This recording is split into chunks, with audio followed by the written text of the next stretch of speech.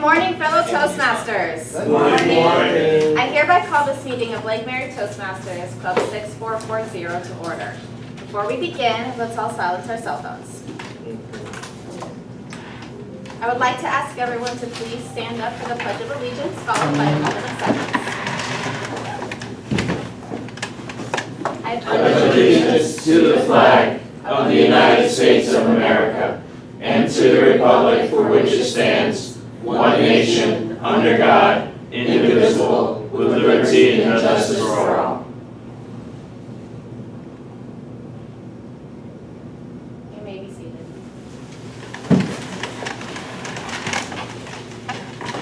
Our club mission is to provide a supportive learning environment through which members feel empowered to become better public speakers by developing their competent communication and leadership skills. And without further ado, please help me welcome today's Toastmaster, Lori Richards.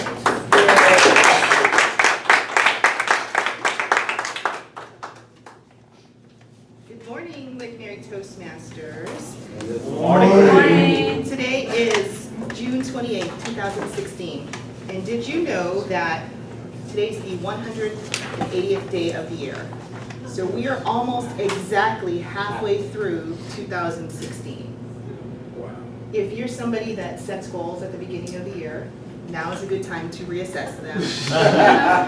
If you're not, it's okay. What's that? We still have 6 months. That's right. Days. It's whether you're 5 or 105, it's a good time to renew your dreams. So it's never too late, it's never too early to do that. I encourage you to dream big, because if you don't have a dream, then how will you know when your dream comes true? That's right. I have this book that my son gave me, it's called 5. I got all of these little sayings on in there. I love those kind of motivational books and things that encourage me and help me to just look ahead and dream. So it's never too late, it's never too early. Right now is a good time. It's a good time to introduce our technical table. Are you still setting? No, I'm good. Oh, you're good, okay. Let's start with our grammarian, the esteemed Mr. Stephen Morgan. A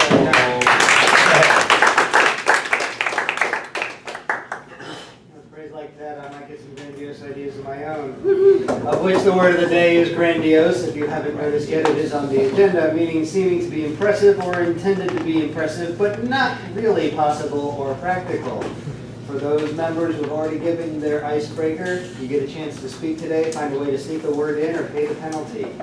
I'll also be listening to the use of the English language, taking note of particularly interesting or deplorable uses to report to the general evaluator at the end of the meeting. So use your words well. Thanks, Stephen. It's like pressure. Let's go to our accounter, Mr. Sam Bailey. Morning, everyone.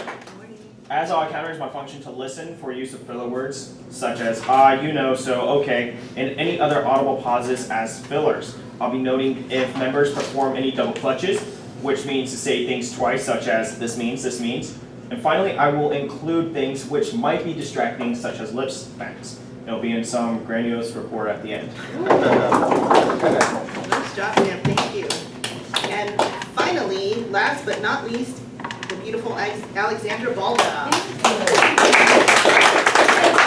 Toastmaster, my function is, as a timer, is to time the speakers, evaluators, and table topic participants to ensure they meet the timing requirements.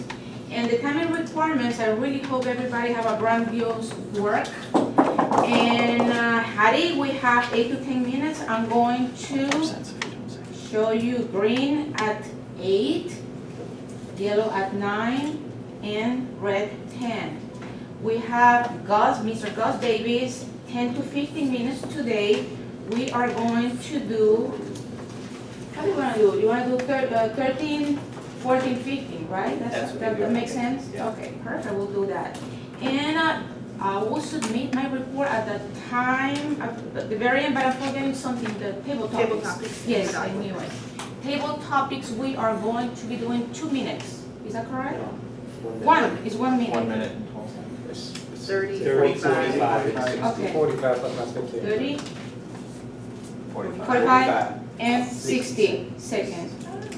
2 minutes. And Evaluators. evaluators with 2 minutes. 2 to 3. 2 to 3. Okay. Perfect. I haven't done this in a while. 2. 2, 2. 2.5, and 3. Perfect. Hey. Thank you. There you go. It's never too late or too early. At age 86, Ruth Rothbard ran the Boston Marathon in just over 5 hours. I know Kerri knows this. Mozart wrote his first symphony at the age of 7. Never too late or too early. Our first speaker, in his previous speech, Imagine, Hadi started exploring ways of enhancing his speeches by using images and music. Today, he continues this exploration with a very rough draft of his new speech, I Can Show You the World. Any and all feedback would be greatly appreciated. Please join me in welcoming competent communicator, Hadi Nassour. Hadi, do you need this? Yes.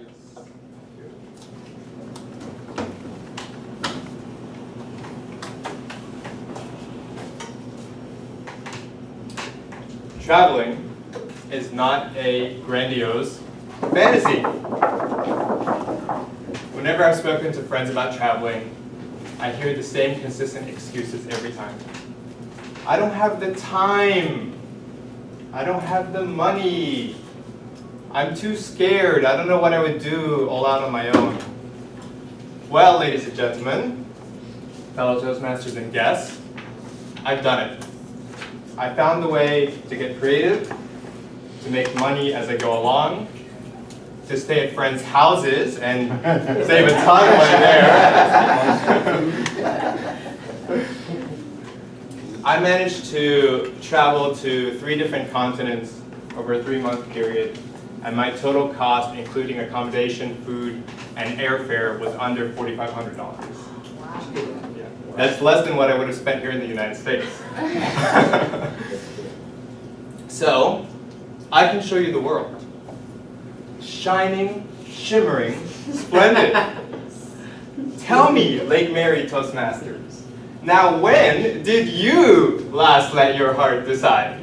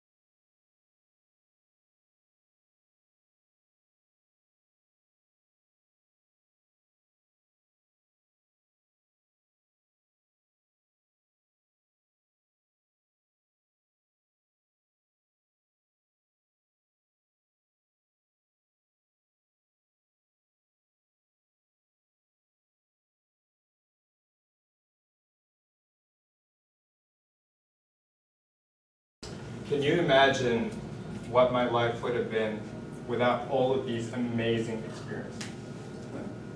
What are you missing out on?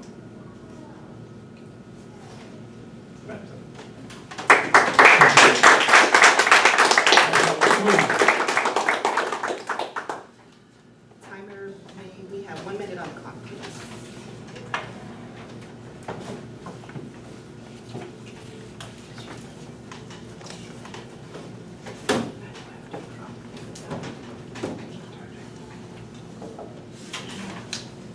Power back twice.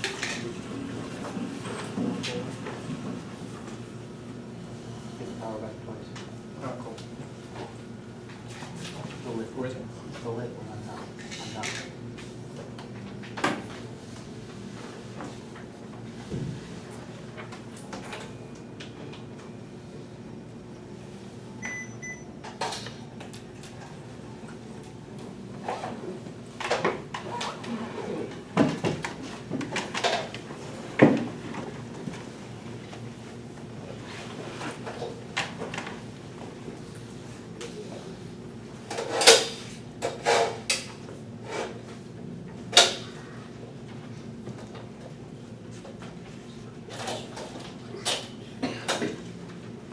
Country singer Leanne Rhymes won her first 2 Grammy Awards at the age of 14.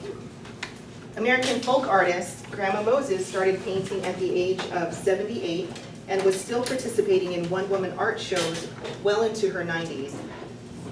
It's never too late or too early, and as Hadi was sharing with us, dream big.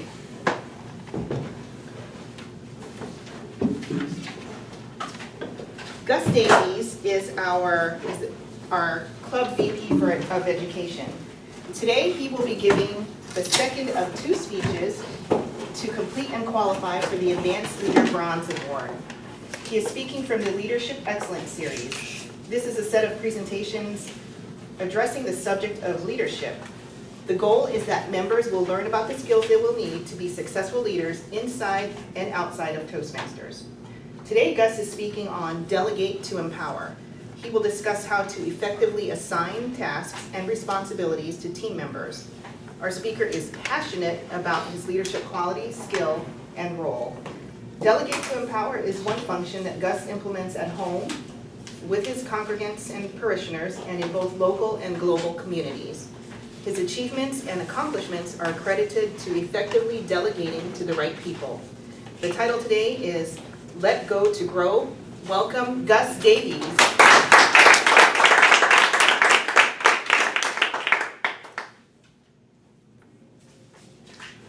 What do you think is one of the most underrated leadership skill that business leaders, entrepreneurs credit their success to?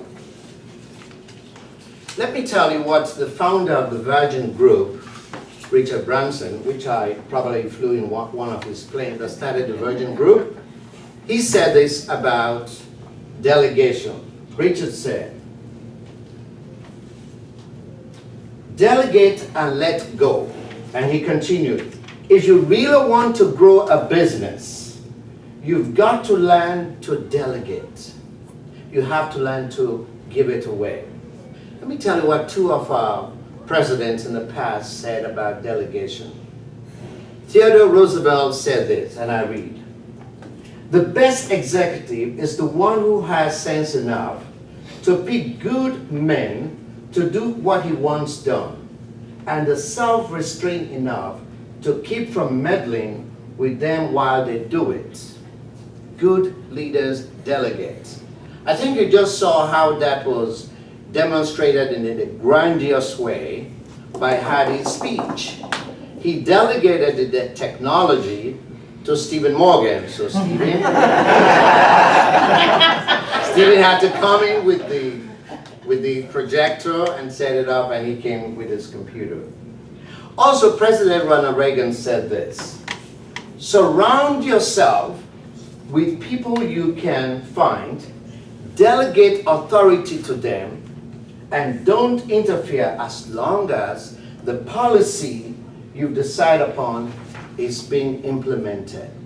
So delegate is to give away authority, responsibility, and to see the job done. Madam Toastmaster, fellow Toastmasters and guests, I'm going to tell you this morning, what is delegation? What are the barriers to delegation?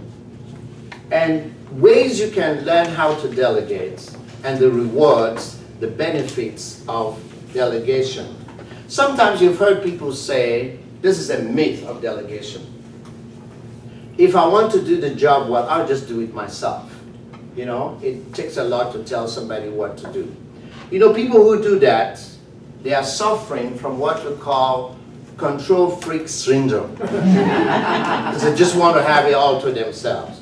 So let's start off by saying, what is delegation? And for this, I could delegate the responsibility of reading this together. Can you please help me read, if you can see, what is delegation? Delegation is The process of transferring responsibility for a specific activity or task from one person to another and empowering that person to accomplish a specific goal. So what you think is delegation? It's really clearly said that that is what leaders were called to do. We have a task, we have a function, we have a project, but we have to be able to pass it on to others. So you take your responsibility, you give it to someone who has the authority and the skills and the abilities, and they do that. That is delegation. That is one of the amazing ways that leaders have been successful, as even the question was posed in the beginning, that you would be successful. Let's continue to look on what are some of the barriers to delegation. I hope this will run a little bit of guilt trip to us this morning. The first one is lack of confidence. You don't have trust in yourself. You don't have trust in the people you're working with or your team members. So lack of trust will cause you to be able to just hold on. You know, you don't have confidence in the job, in the project, in the assignment they are given. So that's a barrier that hinders us from delegation. Second, control. I just told you about the people who have the CFS, you know, the control freak syndrome. You want to be in charge all the time, you know. You want to micromanage. You want to make sure this is going on, that is going on. And I think in Toastmasters, where leaders are made, this is one of the things we've seen in leadership. You heard 2 weeks ago when it was being said, who are going to be the next leaders? And we were told that we don't want to control this. You know, Stephen was leading that, and Juliet, they said, we want you to take responsibility. They don't want to control a Toastmaster. Selfishness. People are always want to get the credit for themselves. So when you want to get credit from yourself, you are very selfish. That's a barrier to delegation. Your pride. You have what we call bad pride. You know, I don't want someone to say, oh, wow, Hadi traveled the world for 4,000 on the 4,003 continents. How do you do that? This guy's very smart. You know, but he delegated some of that responsibility to others. So you want to be able to come to the place where you are not selfish. You give it away to others. Insecurity. This is really one of those that when you are a leader, you are so insecure that someone is going to come and take over the responsibility for you. They may do it better on you, so you just stop from giving them, from sharing what they need to do. And finally, reluctance. Reluctance. You don't want anyone to be in charge of this. You know, that also happens in parenting. I'm sure you've heard about those parents they call helicopter parents. You know, those folks, they are always just concerned about their children. Oh, you want to go to school? I can do this for you. They will say to the child, do you want to go to the store and buy this? Well, I will do this for you. You know, they're always hovering. So that's a little bit of a reluctance in parenting. They decide the sports team the kids will be in. So we've seen what is delegation, that it is transferring responsibilities, a task to someone who has the ability that they can be able to do that specific task. And we've also seen that there are barriers that hinders us from really being good delegators, for us leaders being successful. That's what I love in my job. You know, I love to be able to give roles to people. There's one person in our own faith tradition, in the Christian faith tradition, who had that control freak syndrome. His name is Moses. And if you read in the book of Exodus chapter 18, Moses was leading this over 500,000 people from the promised land. He was just in charge. He was the judge, he was the jury. And when his father-in-law came and he told him, what are all these people doing? And Moses said, well, I have to be the one to speak with them. And his father-in-law said, what you are doing is not good. Select capable, competent people. Sometimes we say faithful, available, and teachable people, and delegate to them. Sometimes read that story in Exodus chapter 18 and you will find more. So let's talk about what are some of the steps I need to take if I am going to be able to delegate properly. First, you have to be able to prioritize, put in order the roles and functions you want to be done. You look and say, this is what needs to be done. These are the responsibilities. Then you can make a decision, just like one of our presidents said, you decide and find the capable people. Prioritize, list them, the best 5, and say, I can do 2 of these, and somebody else can do the next 3. Match needs to availability and ability. Now, the way you do this, you have to be knowledgeable with the skills. You cannot assign, some of you know why I'm using this, because I have to assign this to someone, delegate this to someone to write, because I worked hard on my ability of technology twice and it failed, and next time. But you have to be able to delegate to the people who have the knowledge, they are motivated, and they are able to do what needs to be done. They are passionate about the project. When we come to Toastmasters, I want you to lead, to be a timer, to be a counter, to be a grammarian, because we know you will have the ability and the knowledge and you are able to do it. And you are here to be grown as a leader, the place where you can succeed. So the first 2 ways to delegate is first prioritize the tasks, match the abilities to what people are able to do. And third, assign the responsibility. Assign responsibilities. The way you do this, you describe the task to the people. What do you see the technical table does at the beginning of each meeting? The technical table will read out what is their assignment and what are the expectations that whether you're going to speak, you use the word of the day, or you're going to be doing lip snacks. That was not counted, that was a demonstration. And secondly, when you want to assign responsibility, you have to be able to provide the need of training. In 30 days' time, all of the new officers, we're going to be going down to Calvary Chapel so that training is provided. In my role as VP, I've spent a couple of months with my dear Macarena there and said, you're going to be the VP for education. This is what you do, because I was given that task. I was coached and trained by the VP of Education before me, Stephen, and now I delegate that to Macarena. She's going to do a great job. Identify the resources. What is data? Is it money? Is it people that will help you to do this task? If there's money, make sure you let the people know. And empower and grant authority to the people. Don't give the job out there and you have your hand in it. Let me tell you one of the things that John Maxwell said. If you want to do few things right, do them yourself. If you want to do great things and make great impact, delegate to others. Most of you know John Maxwell is a leadership guru. Now that we have seen what are the steps to delegating, I would love to tell you there are benefits when we delegate. There's joy. That's why we come to Toastmasters. We delegate who is going to be our sergeant of arms, so we can have a great meeting room. Thank you for taking on that responsibility, Stacy. And we delegate. So there are benefits in your role. Think about your life, at your job, in your family, even with your children. As they grow up, you delegate some responsibilities to them, and they're able to do that. That young lady there can tell you, for the last 20-some years, I delegate responsibilities to her. She's able to do that well. That's my daughter, Angela. She can hear the speech to know that what I say is what I do. More people get involved and empowered in the workforce. Think about the task that is at your job right now that you're going to do. If you delegate, one of the benefits is that more people will get involved in the job. Second, there's increased productivity and quality. I think when we pass on jobs to people to do, there's increase. I think for those of us, again, who are of the Christian faith tradition, I was having a conversation with some leaders yesterday. They think when you're a pastor, they think it's synonymous with preaching.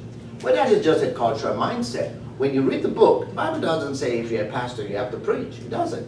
Because in the Bible, everyone is delegated responsibility. We call it APEST, A-P-E-S-T. So you have those who are apostles, prophets, evangelists, teachers, and shepherds. So everybody have a different task. We all don't have to do the same thing. So the productivity of our congregation, our parishioners, is increased at Northland because we're all delegated responsibilities. If you have a senior pastor walking here, he will tell you who is doing this, who is doing that, and he will tell you, I don't know about some job, because he delegates and he lets go with power.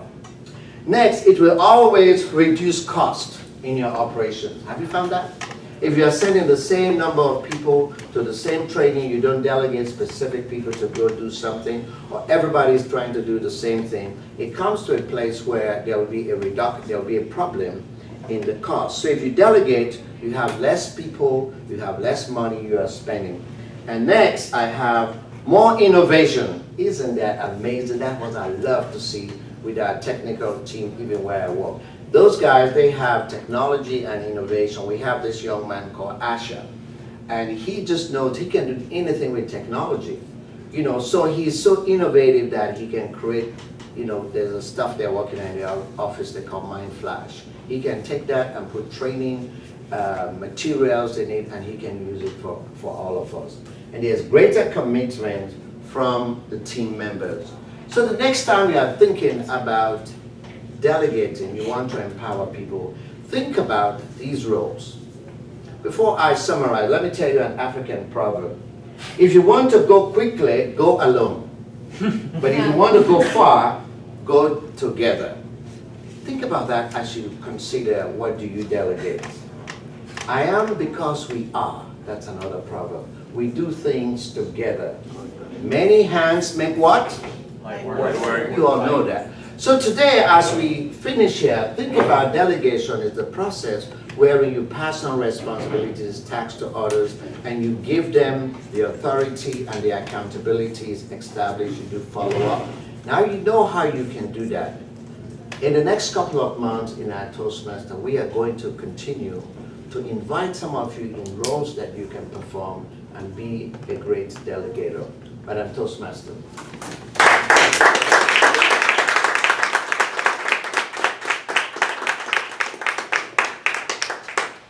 1 minute on the clock, please.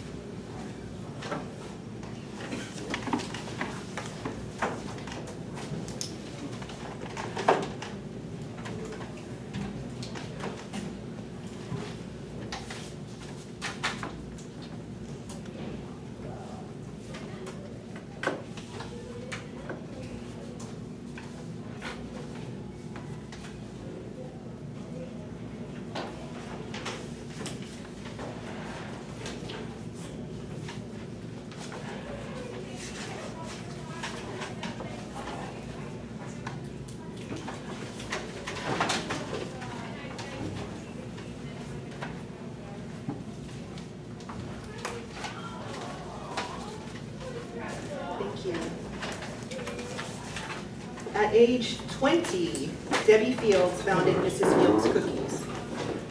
At age 57, Ray Kroc founded McDonald's. It's never too late or too early. Right now is a good time. If you're 5 or 105, today you have the whole rest of your life ahead of you. Right now is a good time to have table topics. Please help me welcome our table topics master, James Harris. Thank you. Fellow Toastmasters and guests, we will now involve you in table topics. Table topics is a part of the program where you learn and train how to speak impromptu, thinking on your feet, evaluating immediately, and coming off as not a total idiot, baby. This is great training. It's never too late or too early. Comment on why it's never too late to become healthier or to grow. Toastmaster Tidbit.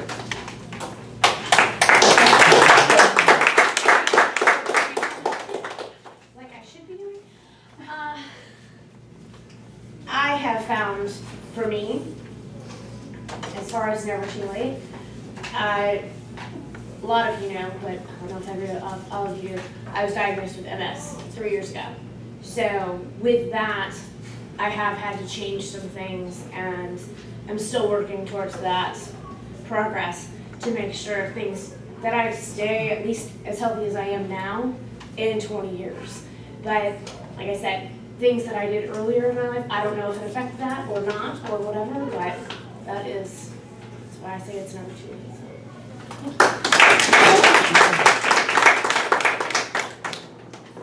It's never too late to learn a new skill. Julia. Go.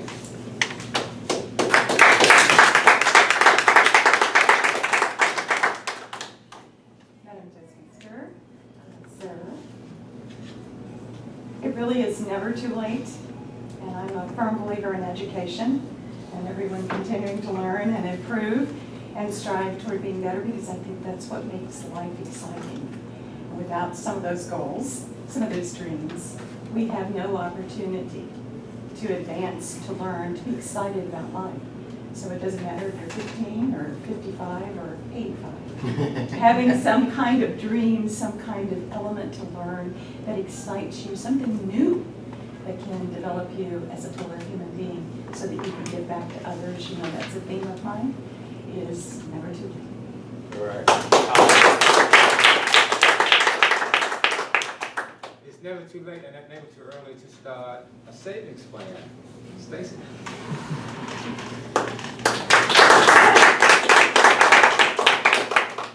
Well, James, you hit a topic that is hard for me. But you are right. I am in the process of looking at my options to start saving and building my future. And also I'm increasing my knowledge in different educational purposes so I can also increase my income. So thank you. You were all on your toes and you were listening very well because you thought you were going to be called next. But it's in the table topics. That's fantastic.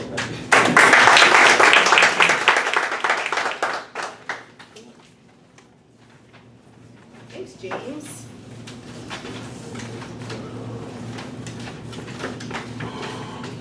Okay, I got nothing else. I'm just going to turn the meeting over to Stephany.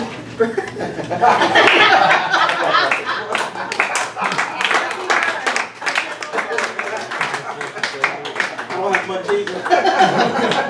Thank you. All right. Madam Toastmaster of the day, Lori. All right, the educational portion. Education evaluation of the meeting of the speakers, not by me, not my job.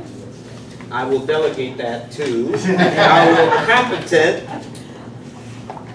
evaluators. Now, despite what the programs say, it is going to be evaluator 1 and 2, not 2 or 3. That's okay. And our evaluators are going to do these things. They're going to show that they were actively listening. They're going to evaluate the speech based on the objectives of the person, but the presentation itself. They're going to give positive reinforcement. They're going to nourish and encourage them to grow and point out areas of opportunity. Right? That's what they're going to do. And you got that? I can't comment on the speakers, but I can comment on the evaluators. And now I'm going to call up with no more preemptives. Evaluator 1, Marty Simon. Come on down.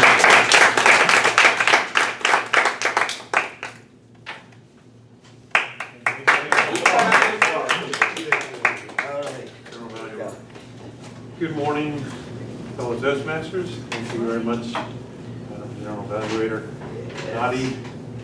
First of all, to you all, my extraordinarily useless, grandiose gesture to you.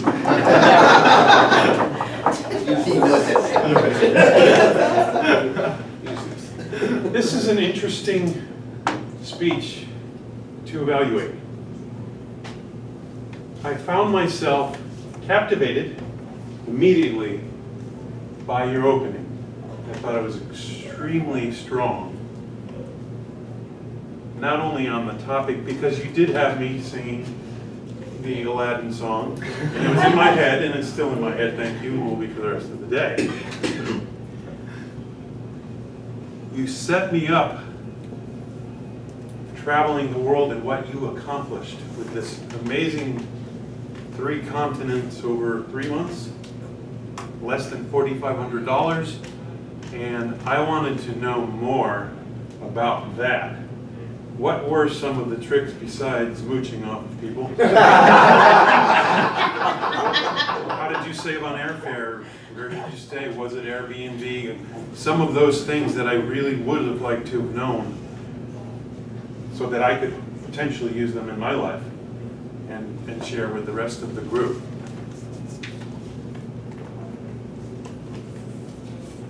Your project talks about inspiring people, and that inspired immediately. What I would suggest with the technology, which by the way was superbly done in your slideshow and in coordination with the music. Vivid imagery, songs that helped very much. What I saw was that each one of those slides had a potential story in them. I really wanted to know what was happening in some of those places.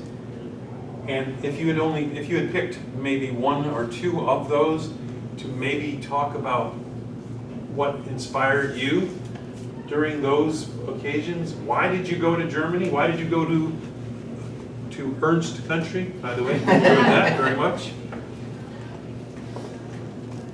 I felt that you had many opportunities to inspire us with at least 1 or 2 of those stories. The slideshow and the music were very inspiring visually, but I didn't get a chance to get your take on your experience. I don't want to leave you on that. So I'll shake your hand and say it was a beautiful, a beautiful usage of the technology, and thank you, Stephen, for supplying that.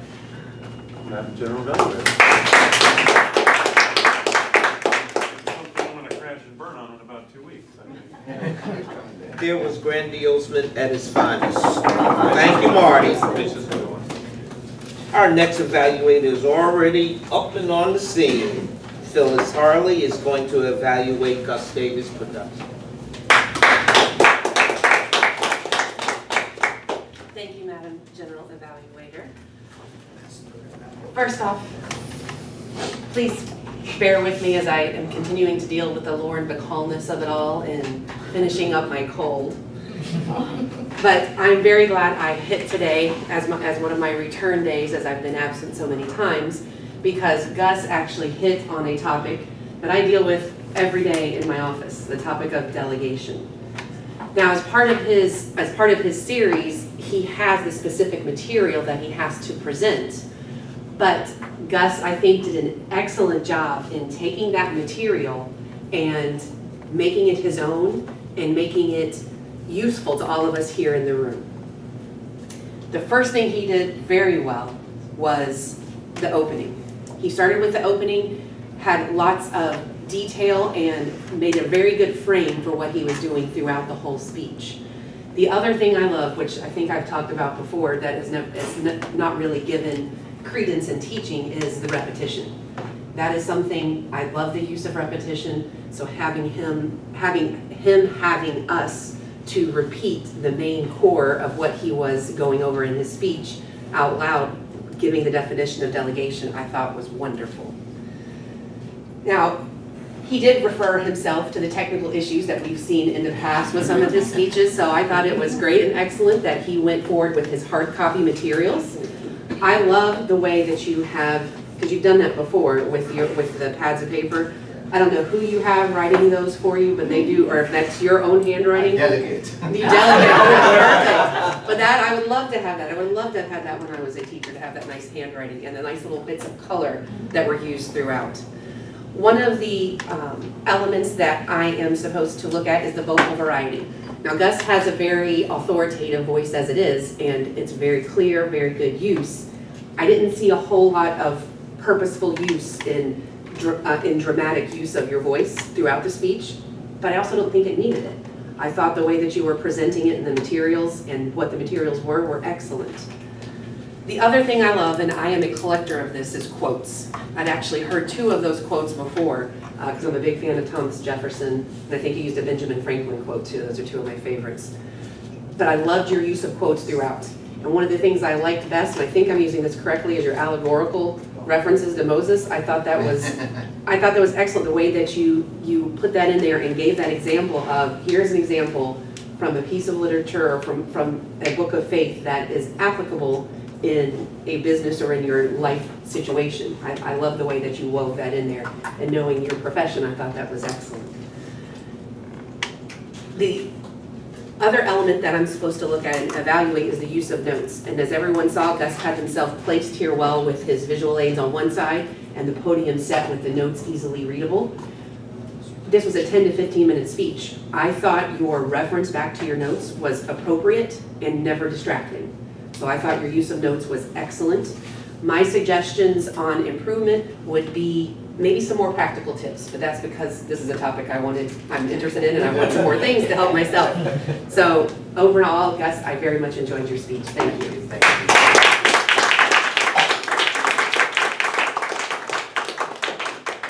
And likewise, I enjoyed evaluations, both of them.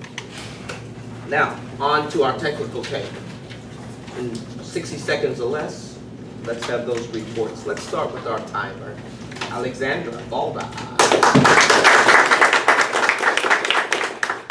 Thank you, Madam General Evaluator. Our speakers today, Hadi, the allowed time was 8 to 10. He used 9:14. Gus, allowed time was 10 to 15. He was 14 and 45. Excellent. Table topics, we have Kerri, allowed time 1 to 2. She used 42 seconds. Julie. 30 to 60, not 1 to 2. 30 to 60. Oh, I'm sorry. I know. Oh, okay. Julia, she used 43 seconds, and Stacy, 24 seconds. For evaluations, Marty, the allowed time here is 2 to 3, is that correct? Okay, perfect. He used 3:07. Phyllis, she used 3 minutes and 30 seconds. And that's my report for today. Thank you very much. Our counter, tell me how much money we made, Sandra. We had a buck or 2. Alrighty, Hadi, you did good, you're clean. Mr. Gus, we had 2 uhs, 1 3 so's, 1 but, and 4 double clutches. Ooh. For 15 minutes, not too bad. James, we had 2 double clutches. Miss Kerri, I think this is a new personal record in a good way. We have 2 uhs, 1 so, and 2 likes, and 1 and. Let's see. Julie, you're clean. Stacy, just 1 like and 2 ands. Miss Stephany, clean as always. Mr. Marty, 2 double clutches. Miss Phyllis, you're our winner for today. We have 3 uhs, 3 likes, 8 double clutches, 1 lip smack, and 1 and. Mr. Steven, clean, and Miss Alexandra, just 1 double clutch. Each infraction is a 5-cent fine. I'll tally them up for you. Come to me at the end so you can pay up. Pay up, pay up.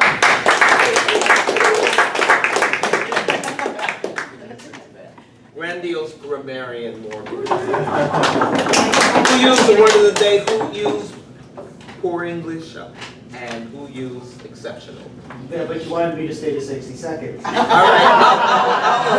I'll allow you over if you caught. You said the word of the day. I heard it from Hadi, Gus, Samuel, Alex, Marty, and in the end here, Stephany, although I didn't know what this grandiose meant, I think you tried to say earlier, and I can't understand what that was. Therefore, Lori, James, Kerri, Stacy, and Phyllis, if I didn't catch that right, you go a quarter. The interesting uses of the English language that I heard there, the control freak syndrome was fun, as was coming off as not a total idiot. Since Gus had talked the most, he had the most things I had written down here.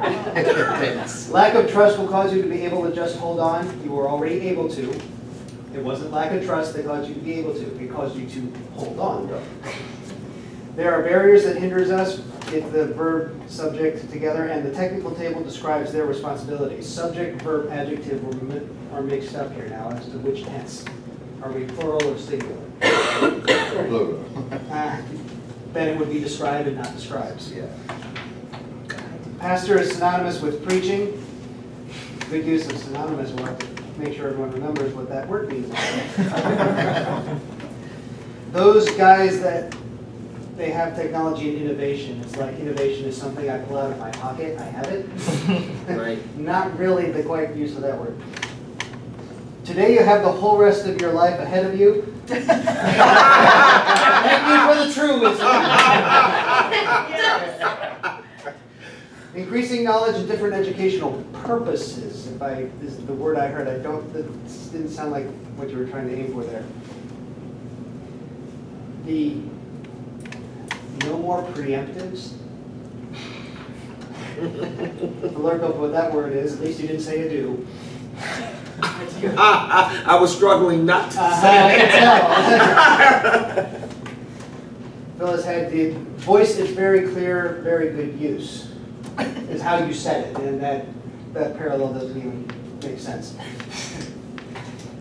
The best part's coming, I think, here with the nourish and encourage them to grow, and mooching off of people. We need more of that.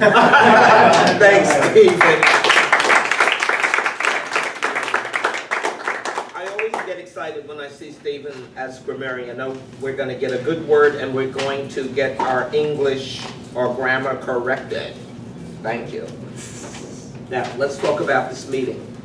We started a wee bit late due to some technical setups and all. Our timer needed a little refresher and assistance by the old group. That's what we're here for. Table topics master. He was very careful to select people who did not have a role. Thank you very much for doing that. Room setup. I hate this setup personally. Well, hate is a strong word. I dislike it a bit because it is difficult for people to get through and around the setup the way it is. If you're going to do that, we got to pull it forward a little bit so people can pass and not have to walk around through the front of the room. And always, yes, leave the end seats for the evaluator like we did and for the Toastmaster. But it's hard to pass back there. So try to remember that, to pull them forward so people can get through. Other than that, I'm going to say that I enjoyed myself thoroughly. I had a great time. Thank you for inviting me. What is my son wanted to tell me that this ribbon is curled? He's been telling me all day that the ribbon is curled. I am going to call up our chairperson for the day. Is going to be Kerri. Kerri, come on, Kerri, come on down. And Kerri, if you can give me 60 seconds, I need to do a real quick something. What?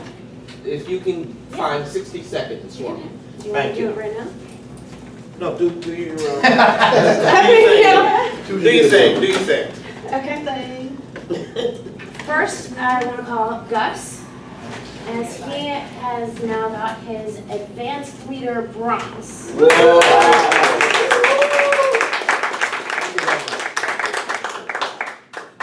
now I'm going to go over the schedule for next week. Sergeant at Arms Stacy, Toastmaster Macarena, Our speakers, we have Jean, Stacy, and Stephen Morgan. Table topics, Terrell, General Evaluator, Marty Simon, Evaluators, Julia Kaufman, Hadi, and Martin Bell. Counters, Stephany, Grammarian, Lori, and our timer, Samuel. All right. Cool. Yep. I think that's really all I have. I know we have Yes. Guest. Yes. to. Sorry, we do have guests. Stand up. What's your name? Zach. Zach. Stand up and tell us what you think about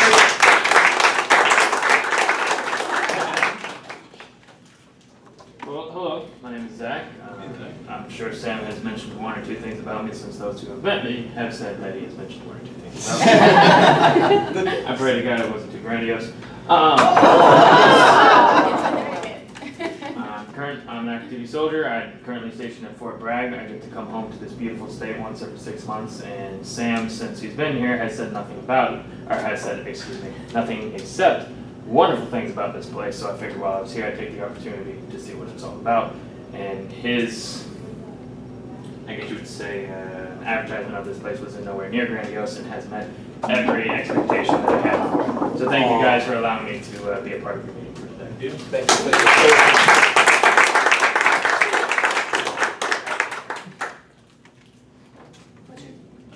Benjamin. It is my second week here. I am yet again impressed by what this meeting has to offer. Mr. Gus, I really appreciate your presentation of delegation. Thank you.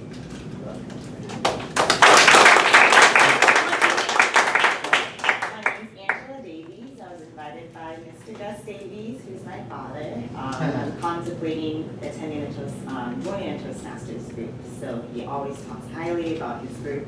So it's always great to be invited and enjoying it. Welcome.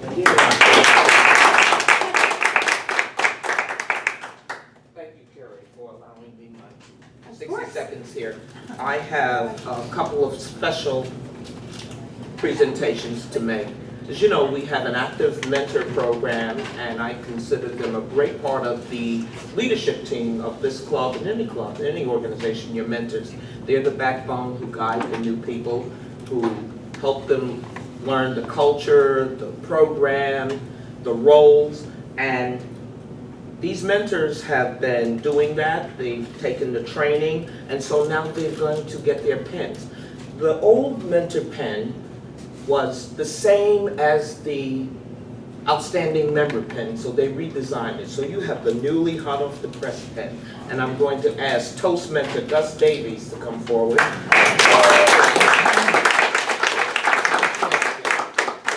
are official. Thank you. I'm going to ask Toast mentor Samuel. Samuel Bailey to come forward.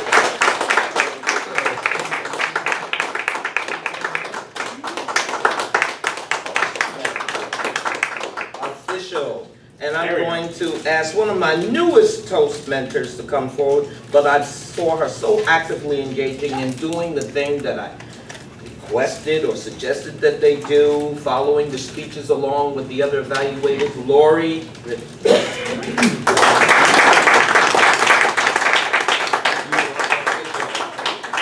you so kindly, and you want to close your out? Or do you want to come back up? You can go. Any other business? Without further, okay. Lake Mary, dismiss.